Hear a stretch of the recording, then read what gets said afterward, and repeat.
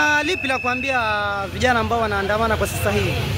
Mimi hapa kama mbunge mtarajiwa huku Malindi constituency, niko hapa kusema kuwa tuko peacefully.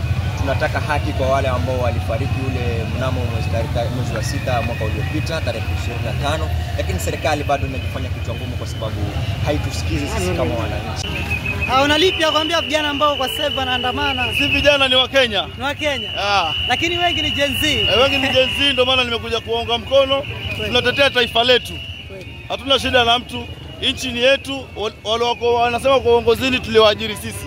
Kwa hivyo ni haki yetu atusikize. Na si tafadhali. Yes. Wanatusikiza wapende wakatae. Ndio maana naona mpaka mapolisi sasa wamebehave, wanatuescort. Una lipi la kuambia Gen Z?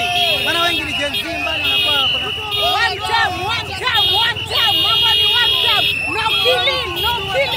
Premature death tunakataa Gen Z. Issue ni one time. Tumetoka kuuliwa, tumetoka vijana kuuliwa manze. Polisi yani wanakuwa tuelewe. Tunatamani kujua ni one time kwa nani? Lakini ni one time yani. Kwa nani? One time. Kwa nani? Ruto must go yani. Ruto must go. One time yani. One time. Ruto tuache. Tumechoka.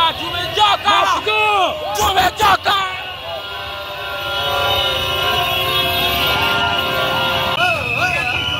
Ongea kitu kijana. Lakini sio matusi. Ruto must go bro.